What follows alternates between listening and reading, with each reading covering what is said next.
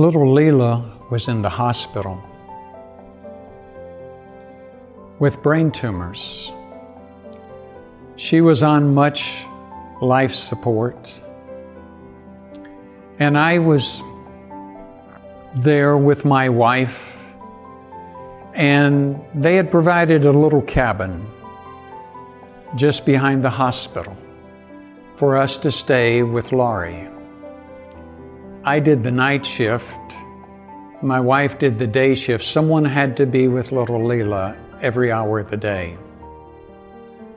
Laurie stayed in the cabin, and whichever of us were not in the hospital took care of her. I'd been up all night, and what a stress it was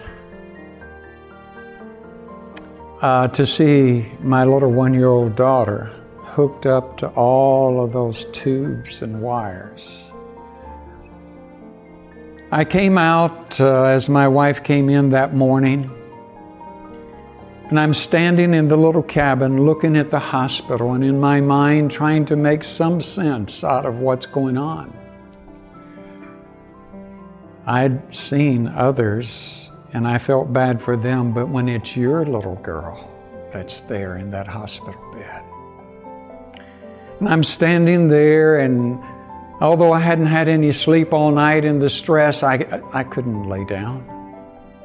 Trying to make some sense. God, why?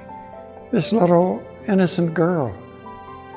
If I could, I would trade places with her. When I felt a tug on my pants leg, and I looked down, and there was little Laurie. She was 3. She had her little hands up, and I reached down and picked her up. She was always a very bright, smart little girl. And she got this real serious look on her face. She said, "Daddy, I know we're about to lose Leela." And then she smiled and says, "But Daddy, you still have me."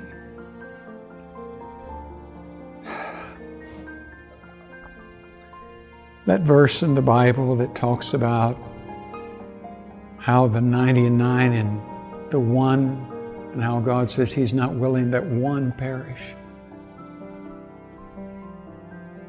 had a new meaning to me. I loved little Laurie with all of my heart, but Laurie could never take Leela's place in her daddy's heart. And if you don't receive the Messiah, no one can take your place in His heart either.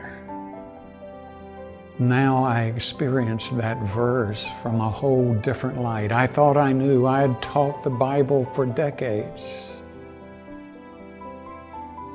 But now I understood God's love for me in a deeper meaning than I ever understood it before.